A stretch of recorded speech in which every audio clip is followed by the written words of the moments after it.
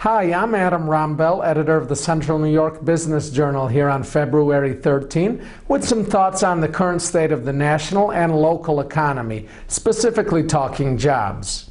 On February 3rd, the U.S. Bureau of Labor Statistics rolled out the latest jobs numbers nationally for January, and it was an unambiguously positive report across the board.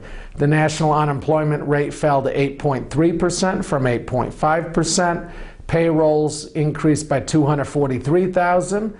The private payrolls jumped by 257,000. And if you look across industries, we had increases in employment basically in every industry. Let's run them down. Professional and business services, employment rose by 70,000. Manufacturing gained 50,000 jobs in January. Leisure and hospitality increased 44,000. Healthcare plus 31,000, and construction up 21,000.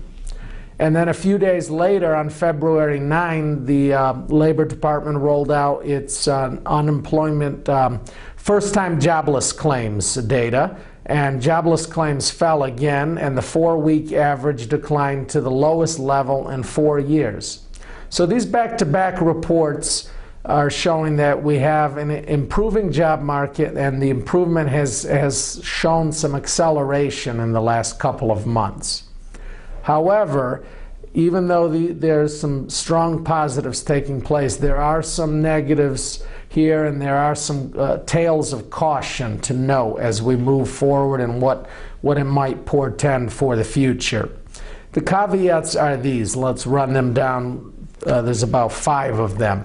First, that January employment report had a lot of seasonal factors, because the January report, the BLS has to adjust for the fact that a lot of seasonal jobs disappear following the holiday season at the end of the year, so they have to do their best guess of what those adjustments should be, and that's all it is a guess. And when you look at the raw numbers, the number of people employed actually declined by 1.7 million. So to arrive at the increase of 243,000 in payrolls, the Labor Department had to basically estimate that the decline should have been 2 million.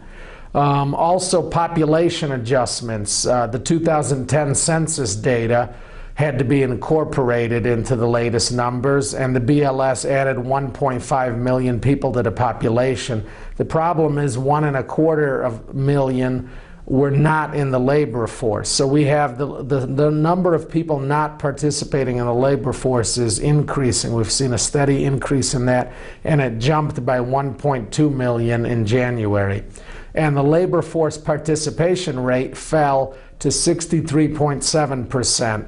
from 64.0 in December. So we're talking 30-year lows again. So these are definitely some disturbing trends taking place, that the number of people not participating in the job market keeps going up and the participation rate keeps going down. Furthermore, on February 2nd, we had a report from the New York State Comptroller about our situation here in New York, and it was a quite negative report. Comptroller Thomas DiNapoli said that our economic recovery in the Empire State may be slowing.